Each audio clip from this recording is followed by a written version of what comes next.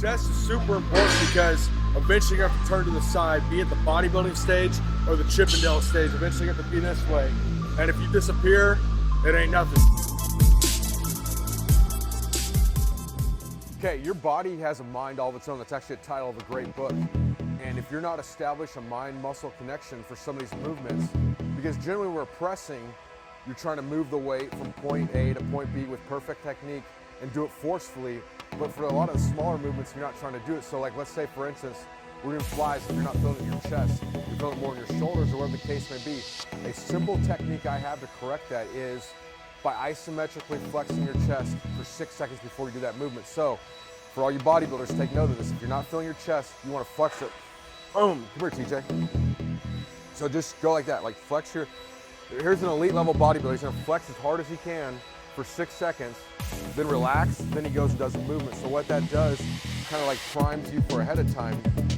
So we've already established you have to feel a mind-muscle connection. It's particularly important on the isolation exercises, but you have to increase all training variables. We've already talked about the story of myeloprotein, and that well, all that means is you have to continually push your training. You have to do something harder than you do again.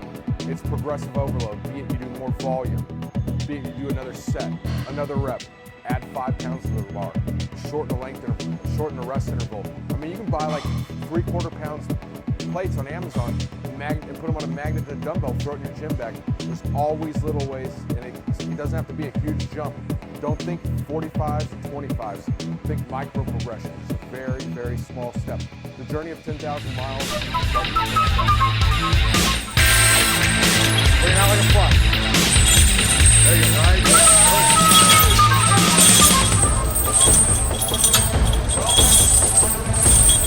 So, ultimately to tie back into the chest training here is this will be for any kind of training, is you have to have a goal. A great place to start for that goal is a SMART acronym. So it stands for specific, measurable, attainable, realistic, and on a timetable. So if you want to have your chest grow, you don't say, I want a bigger chest. You would say, I want my chest to grow 2 inches. Okay? It has to be measurable, so it could be increasing a certain amount you lift. It could be increasing a measure. It could be actually increasing the measure, but it has to be something quantitative that you can actually measure. Okay, attainable. So right now, if it costs say 5 cents to get out around the world, you can't afford to get out of the parking lot. Don't try and set a goal to make $1 million next year. You know, if you're benching the bar, you're not going to bench 500 next year. It has to be attainable. Realistic, again, it sort of goes back to that. It needs to be it has to be realistic. So if you want to, squat 1,000 pounds and you don't have access to a squat rack, that's probably not realistic. On a timetable, a dream without a deadline is just a dream. A dream with a deadline is a goal, and that's on a timetable. We're always adding content, so make sure you subscribe to our YouTube channel so you don't get left behind.